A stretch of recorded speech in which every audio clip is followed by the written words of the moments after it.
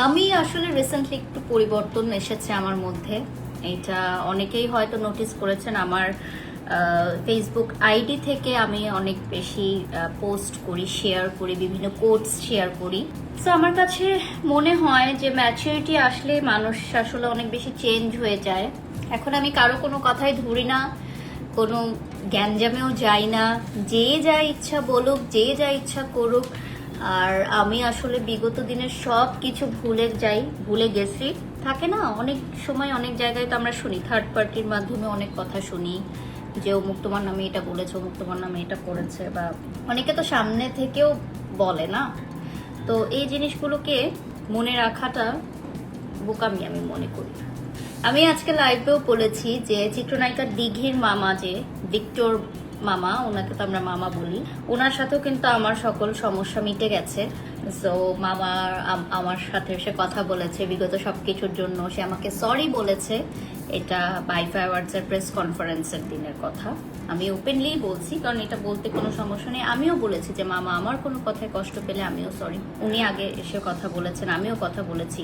রাগের মাথায় আমরা অনেক সময় অনেক কথা বলি, অনেক কিছু করি, থার্ড পার্টির মাধ্যমে অনেক কিছুই বলি। সেগুলো মনে রাখতে হয় না। তো ভিক্টর মামার সাথেও কিন্তু আমার সকল সমস্যা মিটে গেছে এবং I am very happy for this. কারণ হচ্ছে দিঘি আমার খুব প্রিয়, আমার খুব কাছের। সো ওর ফ্যামিলির মেম্বার্স হিসেবে কারোর সাথে আমার কোনো সমস্যা থাকুক, দিঘির সাথে তো আমার কখনো কোনো সমস্যা ছিল না, মামার সাথেও ছিল না। কোনো একটা থার্ড পার্টির ইস্যুর কারণে এই প্রবলেমটা ক্রিয়েট হয়েছিল। সো এটা মিটে গেছে আলহামদুলিল্লাহ। আর আমি এমন একটা মানুষ, আমি খুবই সফট হার্টেড একটা মানুষ। আমার কাছে এসে যদি কেউ সরি বলে বা একটু সুন্দর করে কথা বলে, আমি সবকিছু ভুলে যাই। যেমন রিসেন্টলি আপনারা দেখবেন আমি একজন ব্র্যান্ড প্রমোটারের সাথে ভিডিও পোস্ট করেছি।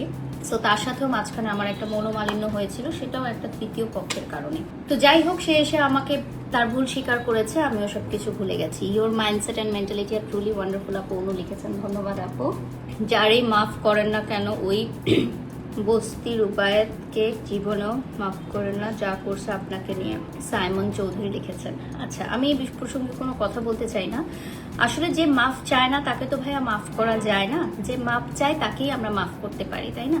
আর কিছু কিছু জিনিস থাকে যেটা সৃষ্টিকর্তার হাতে ছেড়ে দিতে হয়। আপনি যাকে ইচ্ছা তাকে ক্ষমা করতে পারেন, কিন্তু এই যে শুভাকাঙ্ক্ষী হিসেবে বলতে চাই, আপনি একজনকে কখনোই ক্ষমা করবেন না। একজন সাধারণ মানুষও চোখের পানি ফেলেছে, আপনার বডি শেমিং করে আপনাকে ট্রল করেছে, তানিয়া লাইফস্টাইল। আমি তো বলেছি আপু, কিছু কিছু বিষয় সৃষ্টিকর্তার হাতে ছেড়ে দিয়েছি, এবং কার্মা বলে একটা বিষয় আছে যে দুনিয়াতেই আমাকে সেই শাস্তিটা পেয়ে যেতে হবে। তো আমি আর কিছুই বলতে চাই না। আপু আপনাকে খুব সুন্দর লাগছে, সাকির লিখেছেন, ধন্যবাদ আপু। আপনার বাচনভঙ্গি অনেক সুন্দর, আপনি সবসময় হাসি খুশি থাকেন। Thank you so much.